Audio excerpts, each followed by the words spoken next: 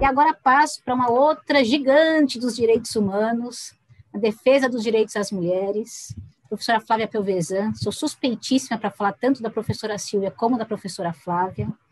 Fui aluna, né, fui orientanda também, jurista, referência em direitos humanos no Brasil, professora em Direito Constitucional e Direitos Humanos na PUC de São Paulo, nossa querida PUC, né, Carol? Leciona nos programas de doutorado em universidades da Espanha, da Argentina e dos Estados Unidos também, é procuradora do Estado, foi integrante da Força-Tarefa da Organização das Nações Unidas para a Implementação do Direito ao Desenvolvimento e foi eleita para a Comissão Interamericana dos Direitos Humanos da Organização dos Estados Americanos, agora no período de 2008 a 2021, também uma representante internacional hoje na mesa desse evento. Professora Flávia, super prazer, super obrigada por ter aceitado o convite e vou passar a palavra já para a senhora. Um bom dia a todas e a todos, dizer da minha alegria, Bia, da minha satisfação, da minha emoção em participar dessa mesa, agradecer a você, a Valéria, ao Cristiano, por essa iniciativa, aqui expressar todo o meu reconhecimento, toda a minha gratidão, dizer que muito me honra estar aqui ao lado do meu queridíssimo amigo, professor, hoje advogado-geral da União, ministro José Levi de Mello Amaral, porque nós nos reuníamos, não é, querido Levi, semanalmente, enquanto eu assumia a Secretaria Especial de Direitos Humanos, e o ministro Levi estava no Ministério da Justiça, como secretário executivo, depois como ministro. Então, é um prazer imenso estarmos aqui juntos. É um prazer imenso estar ao lado do presidente da Simprofaz, que é o doutor José Hernani Brito, do procurador-geral da Fazenda Nacional, doutor Ricardo Soriano, da subprocuradora-geral substituta, doutora Ana Paula Bittencourt, da minha queridíssima amiga de PUC, que é a professora Carolina, tenho imenso afeto e carinho, me dá muitas saudades da nossa PUC, ali, não é? Com essa arquitetura visionária, que é o prédio aí que a gente chama de novo, doutora Lorena, doutora Núbia, a doutora Adriana, e, sobretudo, aí me inspirar pela voz da nossa sempre mestra, de quem fui monitora, assistente, foi minha orientadora, de quem sou discípula, que é a nossa querida professora Sônia Pimentel, que dedica a sua vida à causa dos direitos humanos, à causa feminista, às causas libertárias, pela sua visão, pela sua integridade, pela sua inspiração, pelo seu exemplo. Então, dizer que é uma emoção, porque eu creio que este evento, por si só, aponta uma mudança institucional. Ou seja, nós, na Comissão Interamericana, sempre defendemos que é necessária a transformação dos marcos jurídicos, das políticas públicas, mas, sobretudo, das instituições também, ou seja, mudanças culturais, que são sempre mais lentas, mais desafiadoras, mais difíceis. Então, querida Bia, que foi uma aluna brilhante, nos reencontramos no mestrado, foi assistente, dizer que eu agradeço muito a generosidade desse convite em poder compartilhar o trabalho que nós temos na Comissão Interamericana a partir do olhar de gênero e considerando o prisma interseccional. Então, eu gostaria de dividir a minha participação, estruturá-la em duas perguntas. A primeira, como compreender o enfoque de gênero, assumindo aí o prisma interseccional. E a segunda pergunta, qual é o alcance do mandato transformador do sistema interamericano na incorporação do enfoque de gênero com esta perspectiva interseccional. Então, eu começo com a primeira pergunta, como compreender o enfoque de gênero, sua perspectiva interseccional. Eu creio que a professora Silvia nos deu uma aula excelente sobre o tema. Eu gostaria de aqui reiterar algumas das reflexões apresentadas, e a partir de 3 reações. A primeira é que, quando se trata do enfoque de gênero, como lembrava a professora Silvia, o enfoque de gênero é uma categoria analítica. Então, esse é o ponto de partida. E é uma categoria analítica que, no meu entendimento, envolve 3 componentes. A ideia de uma dicotomia sexual, a ideia de papéis, como lembrava a professora Silvia, construídos socialmente, historicamente, culturalmente, papéis sociais outorgados, atribuídos a homens e às mulheres, estereotipias que nos colocam, nós mulheres, numa situação de desequilíbrio, de subalternidade, de subordinação. Aqui eu até lembro a nossa Convenção de Belém do Pará, Convenção Interamericana para Prevenir e Punir e Erradicar a Violência contra a Mulher, que explicita a violência contra a mulher decorre de relações assimétricas de poder entre homens e mulheres. Então, essa ideia das assimetrias, não é, no que se refere às relações de poder, essa ideia de subordinação, de subalternidade, desequilíbrio, ela aí se vê bastante presente como um dos componentes. Eu lembro aqui a nossa querida Alda Fátio, quando sustenta que gender, ou gênero, corresponde a uma dicotomia sexual, que é imposta socialmente através de papéis e estereótipos. Portanto, gênero é concebido como uma relação entre sujeitos socialmente construídos, em determinados contextos históricos, atravessando e construindo a identidade de homens e mulheres.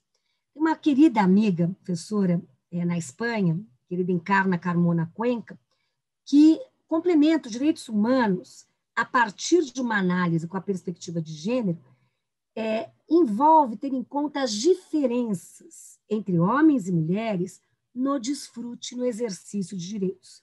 Ou seja, se trata de explicitar que os direitos humanos das mulheres podem ser violados de maneira diferente e que determinadas violações têm lugar contra as mulheres apenas por serem mulheres. Então, quando nós trabalhamos a ideia do feminicídio, da violência de gênero, ser mulher é um fator determinante para aquele fenômeno, para aquela violência.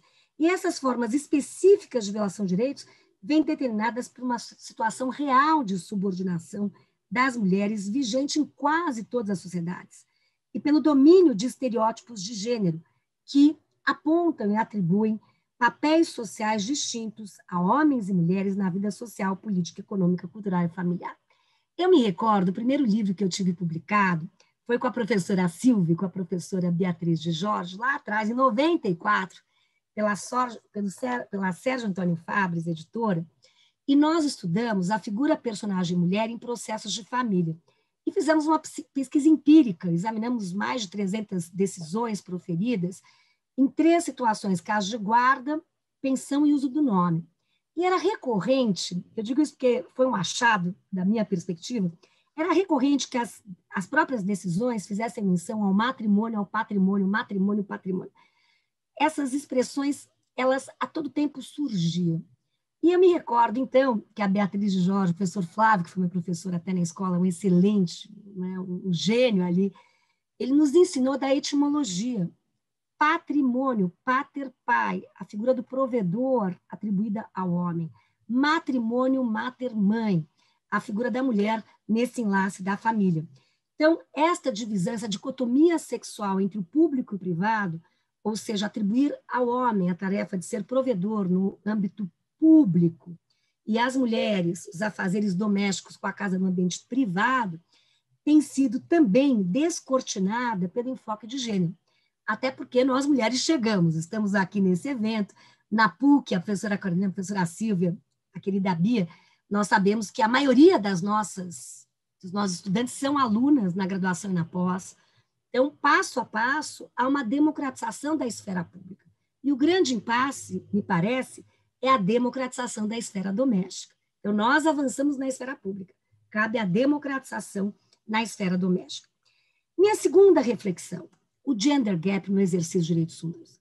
Eu pude participar, anos atrás, a convite de um amigo muito querido e saudoso, que era, então, presidente da Bolsa de Valores, do lançamento de um informe chamado Gender Gap Report.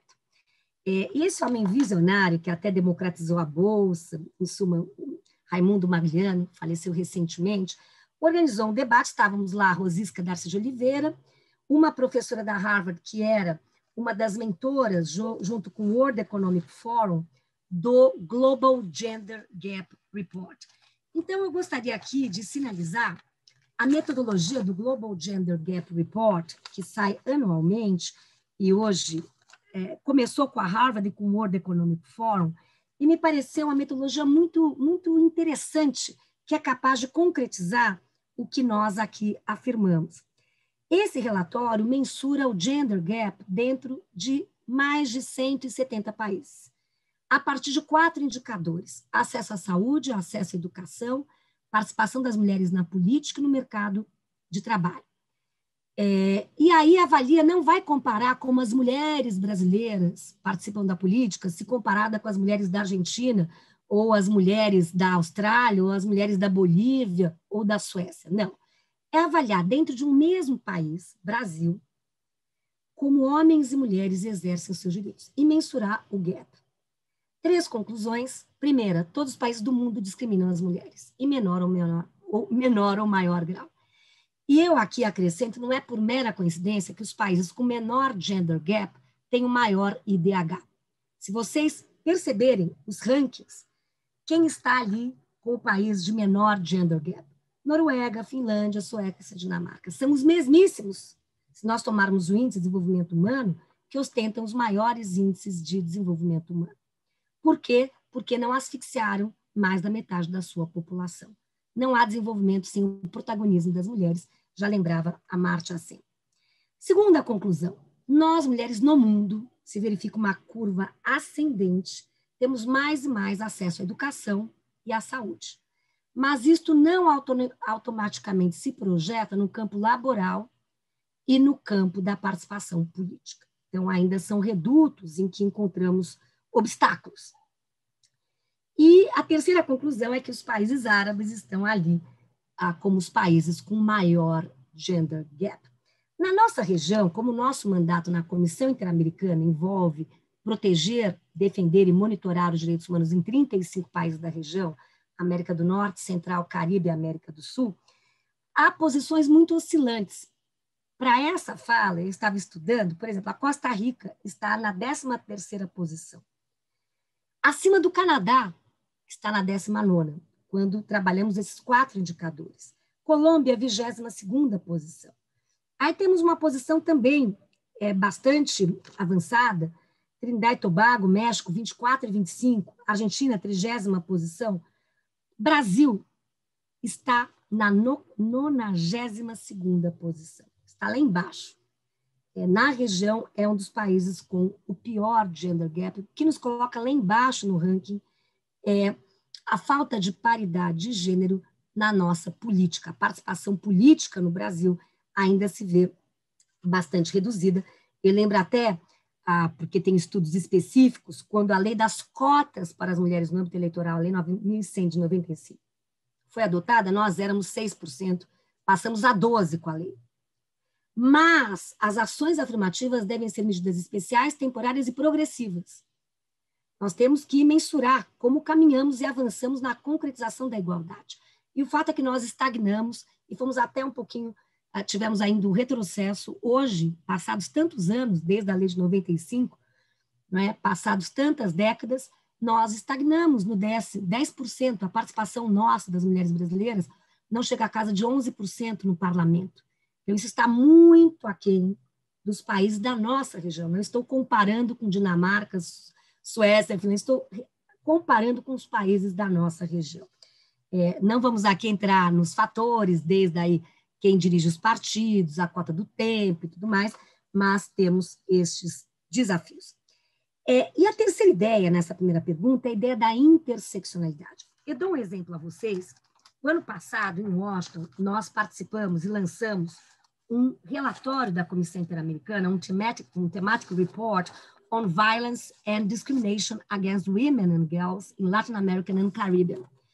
E tivemos o evento na OEA. Qual é o ponto central desse relatório? Nesse relatório, a comissão adverte que a violência e a discriminação não afeta as mulheres de forma equânime.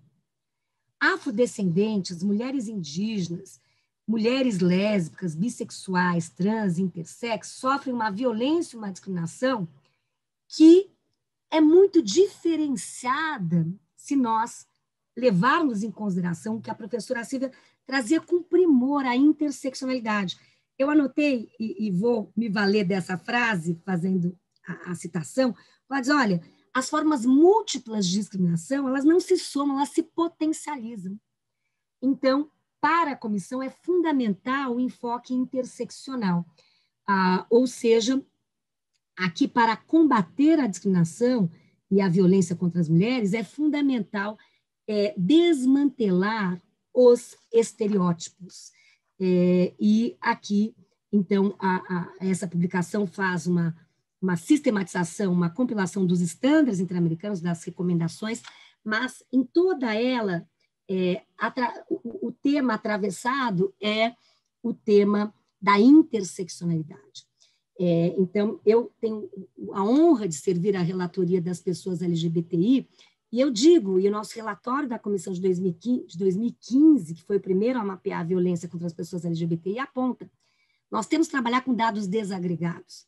A comunidade LGBTI, sim, mas não há como comparar, por exemplo, a situação de uma mulher trans, afrodescendente, da zona rural da Bolívia, com um homem gay nova-iorquino, CEO de uma empresa que mora do lado do Central Park.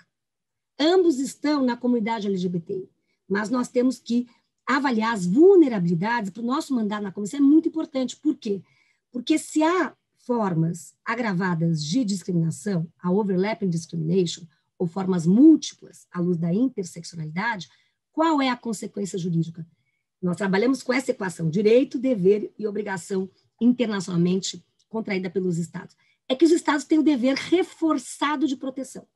Então, essa é a consequência jurídica que é tão importante no nosso trabalho. E lembrem-se, vocês, é algo que me deixou impactada, se eu, como uma mulher hétero latino-americana, de acordo com a expectativa de vida, tenho uma vida, não é, ali por volta dos 90 anos, as mulheres trans na nossa região têm expectativa de vida de 35 anos. Nós tivemos diversas audiências públicas na comissão com relatórios, e é realmente inaceitável, tá? O que me gera uma indignação, como, não é, mais da metade da vida é tomada pela violência transfóbica. Então, esse é um ponto que eu chamo a atenção de vocês. A comissão requer muito dos estados dados desagregados, porque é a partir dos dados desagregados que nós conseguimos olhar para além das estatísticas. X% não tem acesso à saúde e à educação. Quem é o X? Quem está por detrás?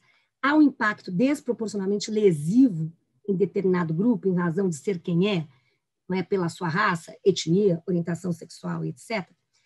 E eu, então, termino com a segunda pergunta. Qual é o alcance do nosso mandato transformador no sistema interamericano a incorporar o enfoque de gênero à luz da interseccionalidade? Também 3 ideias aqui. A professora Silvia e eu, a professora Silvia era coordenadora à época do CLADEM, no âmbito aqui do Brasil, tivemos a honra de levar o caso Maria da Penha, juntamente com o CEGIL, Centro pela Justiça e Direito Internacional, e a Maria da Penha. Então, foi o primeiro caso de violência contra a mulher que chegou ao sistema interamericano. E eu me lembro, nem sonhava aquele momento estar na comissão e ser hoje a vice-presidente da Comissão Interamericana, quando em 2002 estive em Washington, numa audiência do caso Maria da Penha, com a minha queridíssima Viviana Kritsev, que é a diretora executiva do CEGIL. Então, o caso chega, e qual é a voz do sistema regional interamericano? A voz é que o Brasil havia violado a Convenção Americana de Direitos Humanos, estava caracterizada a responsabilização do Brasil no campo internacional por afrontar o direito a uma vida livre de violência, e o Brasil, então, é condenado vejam, e a toda esta visão de que havia uma tolerância estatal e uma discriminação no trato da violência contra a mulher. E, com isso, o Brasil é condenado a pagar uma indenização à Maria da Penha, ao dever de investigar, processar e punir e reparar a violação adotando as devidas diligências, mas, e esse é um ponto fulcral, esse é um ponto singular do sistema interamericano, nós trabalhamos com o estudo da reparação integral. Nós entendemos que violações estruturais têm causas estruturais e que o mandato transformador do sistema interamericano ambiciona alcançar essas causas. E a própria petição inicial dizia, olha, a cada 100 mulheres assassinadas, 70 são no âmbito doméstico. Portanto, lidar com o caso Maria da Penha não é lidar com um caso singular, mas é combater um padrão sistemático e generalizado de violência, de uma violência singular que alcança as mulheres. Então, a comissão demandou do Brasil medidas estruturais, como a adoção de um marco jurídico adequado para o trato, para a prevenção e erradicação da violência. Determinou também fossem fomentados espaços, programas de capacitação e sensibilização sobre a perspectiva de gênero dos agentes públicos. O Brasil cumpriu e foi criado um grupo plural aí de trabalho no Ministério da Justiça. O movimento de mulheres foi extremamente competente, extremamente obstinado. Para encurtar a história em razão do nosso tempo, tivemos o PL aprovado por unanimidade no Parlamento brasileiro, sancionado, promulgado, publicado, e como lembrava a nossa querida Bia, a Lei Maria da Penha desponta como uma das melhores leis, das 3 melhores leis no mundo a respeito do tema. Então, isso foi fruto da litigância estratégica perante o sistema interamericano. Lembro um outro caso, que é paradigmático para a região, que é o caso Campo Algodoeiro contra México, de 2009. Este é um caso também que tratava de feminicídio em Cidade Juárez. A sentença da Corte Interamericana é de 16 de novembro de 2009. A denúncia é que dezenas de mulheres jovens eram assassinadas, havia todo um ritual ali, e a Corte condena o Estado do México, por exemplo, a investigar, adotando a perspectiva de gênero, assumindo linhas de investigação específicas em relação à violência sexual, adotando protocolos e manuais com a perspectiva de gênero. Também demanda ao México que fomente programas de capacitação permanente, educação sob a perspectiva de gênero, para a devida diligência na condução e investigação nos processos judiciais relacionados à discriminação, violência contra as mulheres em razão de gênero, para a superação de estereótipos sobre o papel das mulheres e programas, então, dirigidos a funcionários públicos. Então, esse é um caso paradigmático, e eu tomo a liberdade de ler 3 linhas dessa argumentação, porque, neste caso, à luz da perspectiva de gênero, a Corte atesta que há uma situação estrutural de discriminação de gênero e que, portanto, as reparações deveriam ter, no dizer da Corte, uma vocação transformadora da situação. Portanto, deveria a reparação ter um efeito não só restitutório, senão também corretivo. Então, eu até propus aos meus colegas comissionados e comissionadas a criação de um observatório estrutural de impacto para mensurar a potencialidade do sistema interamericano de contribuir para mudanças estruturais nos países. Por exemplo, eu fui presidente por quase 2 anos da CONATRAI, que é a Comissão Nacional de Erradicação do Trabalho Escravo. E a CONATRAI era fruto também da litigância estratégica perante o sistema interamericano. No caso de Zé Pereira, um caso de trabalhador escravo, e o Brasil foi instado a aprimorar sua política pública, a aprimorar sua institucionalidade. Eu lembrava aos meus colegas que nós estávamos ali em razão do sistema interamericano, razão de uma litigância perante a Comissão Interamericana. Em novembro do ano passado, eu tive a honra de representar a comissão perante a Corte Interamericana, no caso Vicky Hernandes, e é um caso também paradigmático, não foi ainda sentenciado, mas é um caso que envolvia o assassinato brutal de uma mulher trans, que morreu por arma de fogo, recebeu disparos na cabeça de maneira frontal e etc. O que é interessante ali? Que, neste caso, a comissão sustenta a aplicação da Convenção Interamericana de Belém do Pará, entendendo aqui que houve a violação ao direito à igualdade e não discriminação, uma violação por preconceito, por prejuízo, ou seja, e um dos argumentos neste caso, o Estado, Honduras, violou o artigo 7º da Convenção de Belém do Pará, porque violou o direito da Vicky Hernandes de viver uma vida livre de violência, portanto, caracterizada a responsabilidade internacional do Estado de Honduras ao dever de prevenir, investigar, processar e punir. Então, é um caso de transfeminicídio e é o primeiro caso que o sistema interamericano, no âmbito da Corte, enfrentará. E com isso eu termino, porque meu tempo também tem mais 1 minuto pelos meus cálculos aqui, fazendo esse apelo. Eu creio quão importante é nós avançarmos na construção de uma narrativa, de uma racionalidade, uma ideologia emancipatória, capaz de garantir e proteger o direito de todas as pessoas.